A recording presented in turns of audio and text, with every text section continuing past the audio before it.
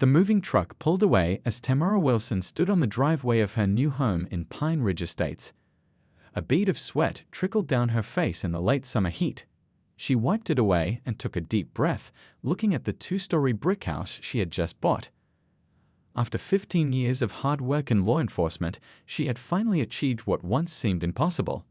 Sheriff Wilson, she whispered to herself, still getting used to the title. Just last month, she had made history as the county's first black female sheriff. The journey hadn't been easy. Starting as a patrol officer in a small department where few women worked, Tamara had faced doubters at every step. Some colleagues had whispered behind her back that she got promotions because of diversity quotas. Others openly questioned if she had the strength to handle violent situations. Tamara proved them all wrong with quiet determination. She worked twice as hard, studied criminal justice at night, and never backed down from challenging assignments. When the previous sheriff announced his retirement, she surprised everyone by throwing her hat in the ring. Everyone except those who had worked closely with her over the years. The election had been tight, with her opponent running a campaign that often used dog whistles about traditional values and proven leadership. But the county was changing and voters chose progress. The headline in the local paper read, "Wilson makes history," with a photo of her taking the oath of office, right hand raised, face sullen with the weight of responsibility. Now, a week after a flurry of press conferences, meetings with county officials, and paperwork, Tamara was finally moving into Pine Ridge Estates. She'd chosen this neighborhood carefully, good schools nearby for her nephew, who sometimes stayed with her, low crime rates, though she knew better than most that statistics never told the whole story, and close enough to the sheriff's office for quick access during emergencies. "Need any help with those boxes, ma'am?" called a friendly voice. Her new neighbor, an older man named Tom, waved from his perfectly manicured lawn. "I've got it, but thanks for the offer," Tamara replied with a smile. She appreciated the gesture, but had always been independent. Plus, the heavy lifting helped clear her mind after stressful days. As the afternoon wore on, Tamara unpacked her kitchen items and hung family photos in the living room. Her favorite was a picture of her grandmother, who had raised her after her parents died in a car accident when she was just 8. "Stand tall and never let anyone tell you what you can't do," her grandmother used to say. Those words had carried Tamara through many difficult days. By evening, her arms ached from moving furniture and hanging curtains, but satisfaction washed over her as she sat on her back porch with a cold glass of sweet tea. The sunset painted the sky orange and pink above the tree line. Crickets chirped in the well-maintained community gardens that separated the houses. "This is going to work out just fine," she thought, scrolling through her phone to check tomorrow's schedule. A safety presentation at the elementary school in the morning, lunch with the mayor, and afternoon meetings with her deputies to discuss new community outreach programs. What Tamara didn't know as she finally crawled into bed that night, surrounded by half-unpacked boxes, was that her professional skills would be tested right here in her new neighborhood sooner than she could imagine. The peaceful community she had chosen would become the unlikely setting for a confrontation that would test everything she stood for as an officer of the law. As she drifted off to sleep, the neighborhood security patrol was already making notes about new residents and unusual activity at her address, all while having no idea who they were dealing with. Pine Ridge Estates looked picture-perfect from the outside. Neatly trimmed lawns, matching mailboxes, and houses with just the right amount of personality without breaking the carefully crafted community image.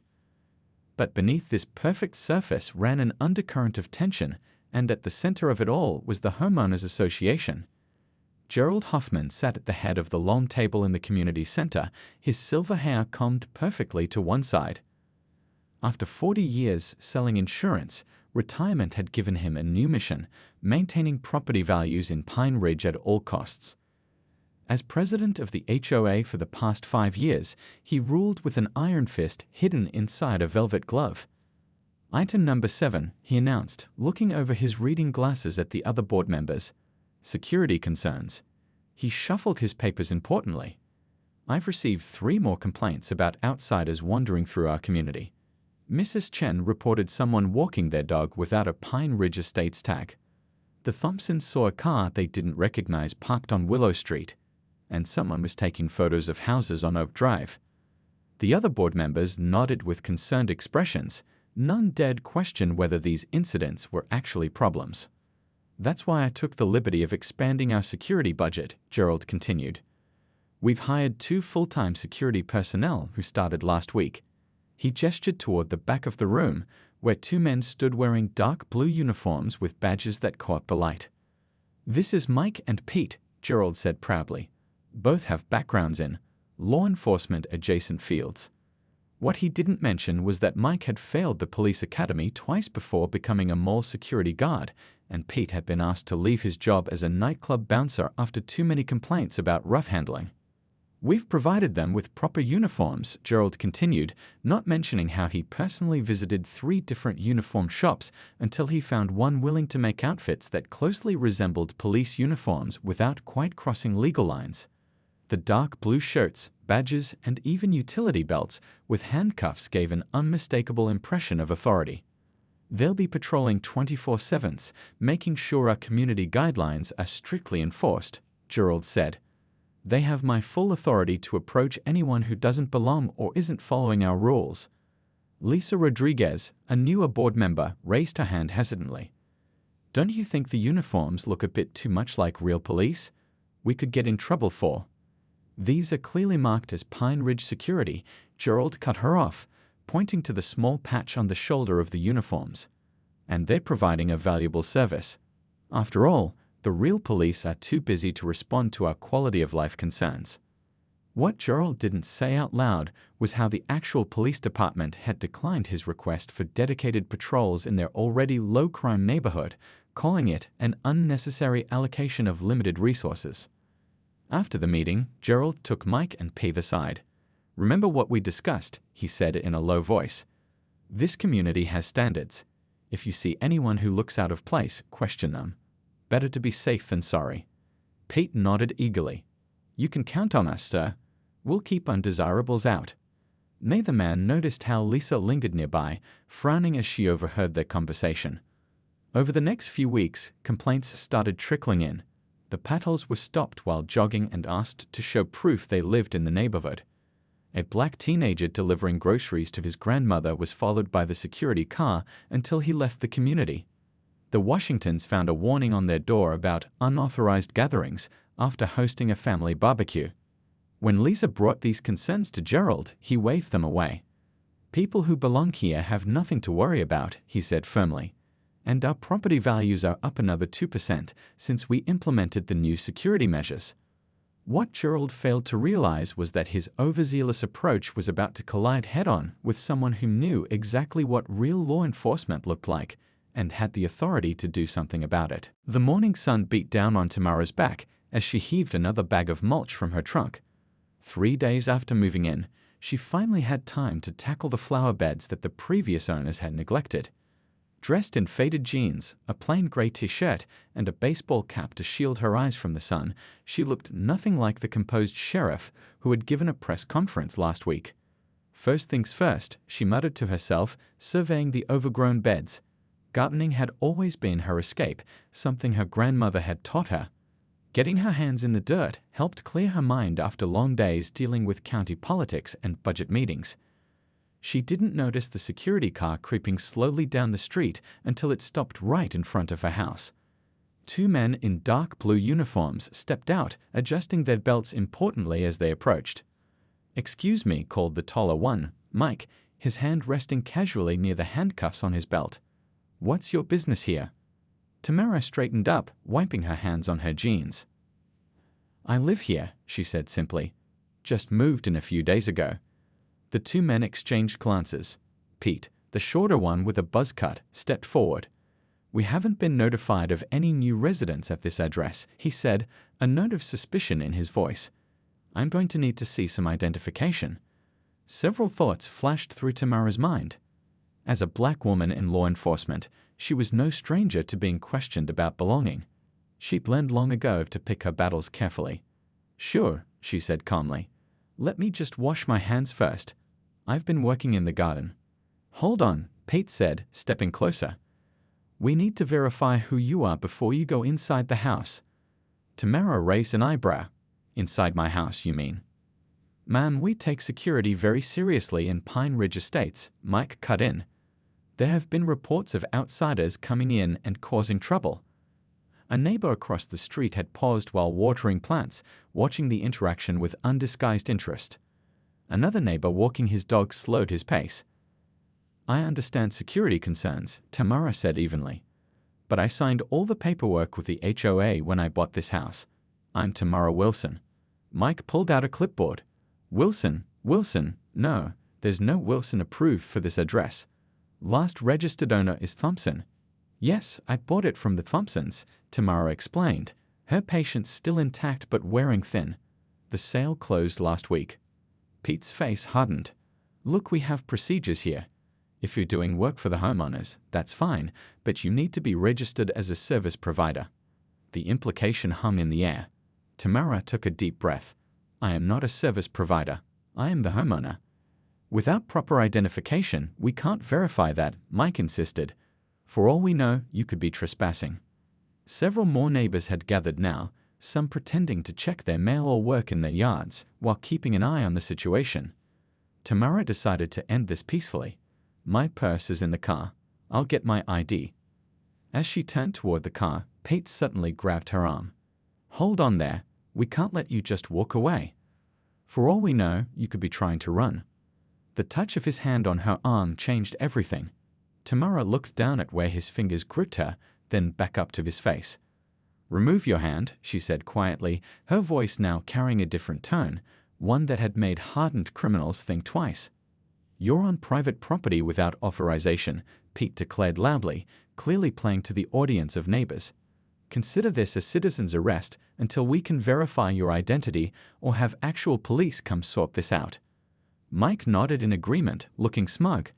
We have authority to detain suspicious persons under the HOA security protocols. Tamara's expression remained perfectly calm, but something shifted in her eyes. The handful of neighbors watching seemed to collectively hold their breath, sensing that these security guards had just made a very serious mistake. Time seemed to slow down. The chirping birds, the neighbors whispering, even the distant sound of a lawnmower all faded into the background as Tamara focused on the hand gripping her arm. 15 years of law enforcement training kicked in automatically. With a swift, practiced movement that was firm but not aggressive, Tamara broke Pete's grip on her arm.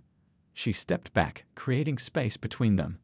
Her posture changed subtly, shoulders squared, feet planted solidly on the ground, hands visible but ready.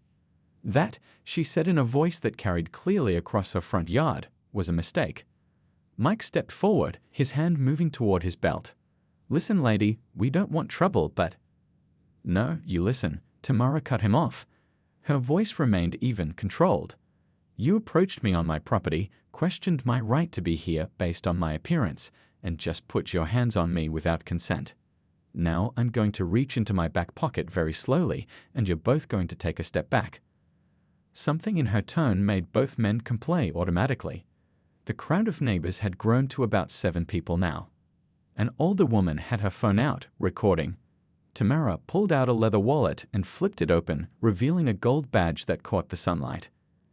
I'm Sheriff Tamara Wilson of Westlake County. This is my home, and what just happened here crosses several legal lines. The effect was immediate. Pete's mouth fell open, his face draining of color so quickly it was almost comical.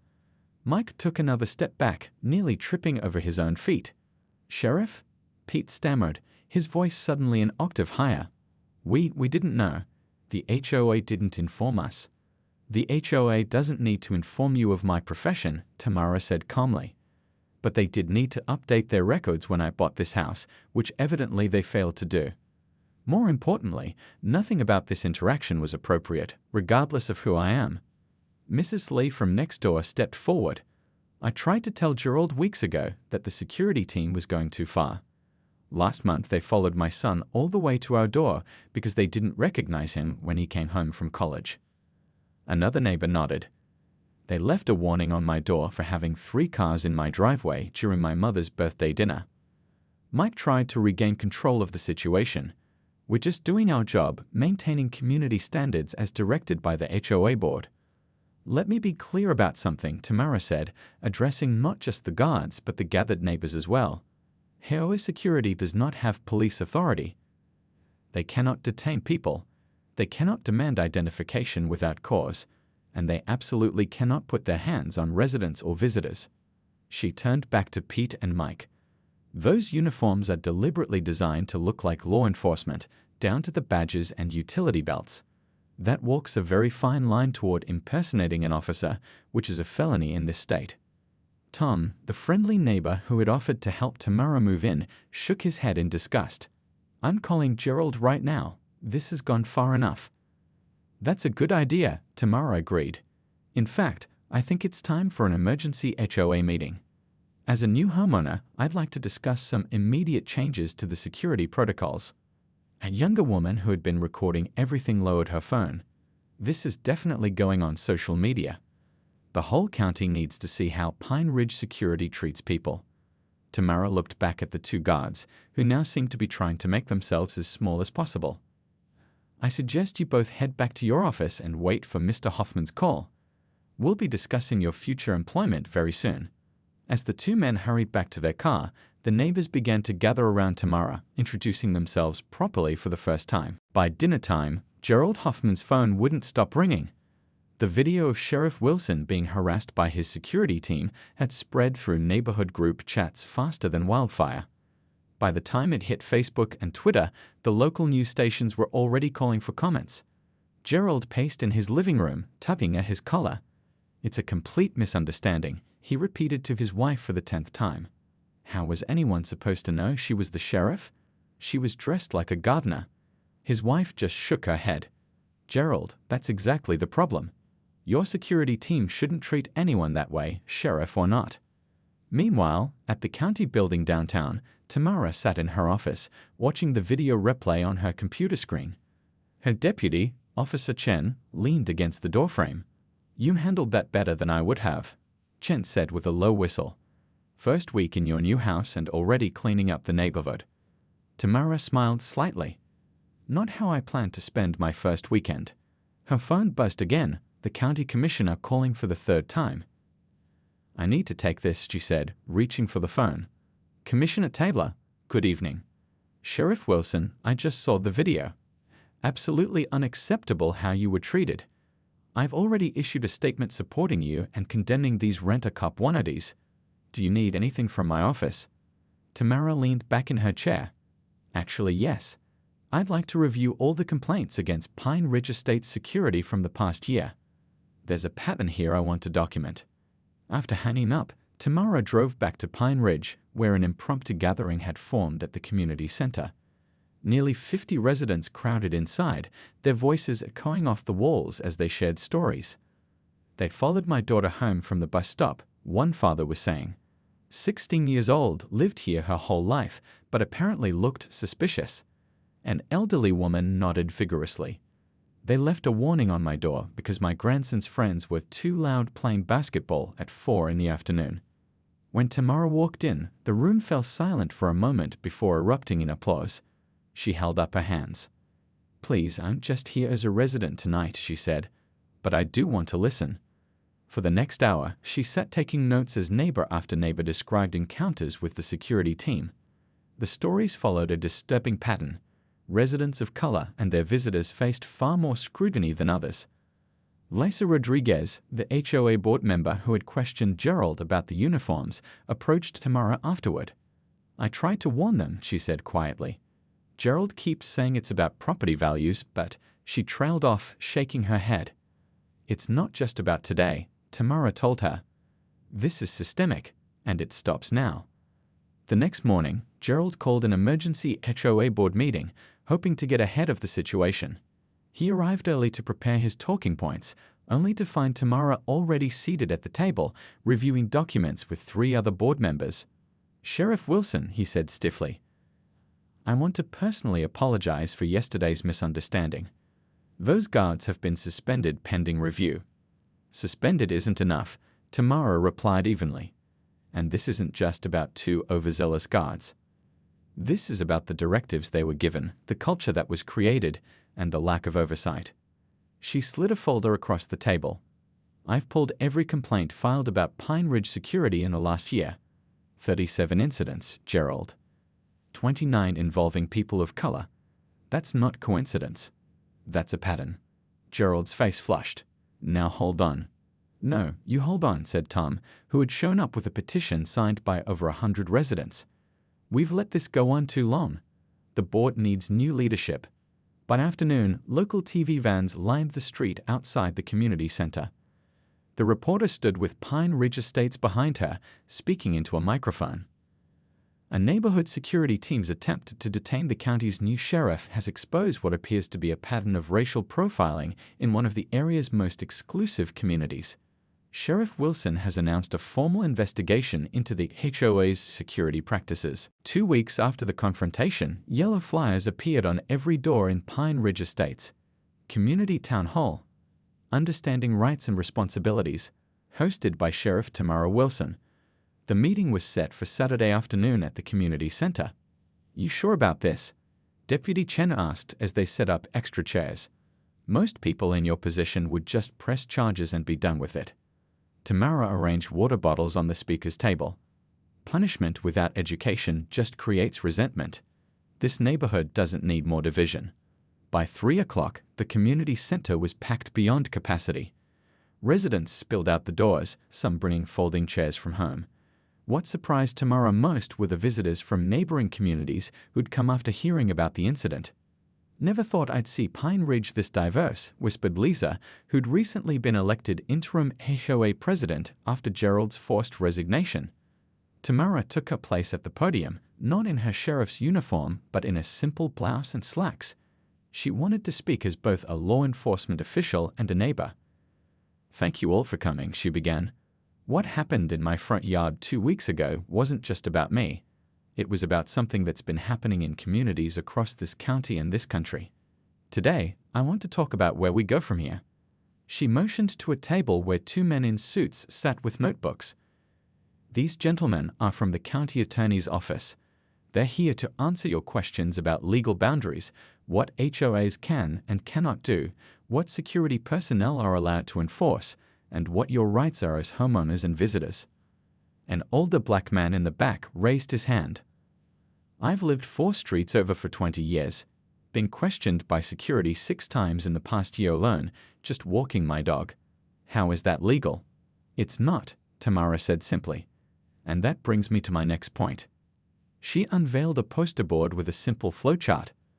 This is what I'm proposing as a new model for community safety, one that works with professional law enforcement rather than trying to replace it.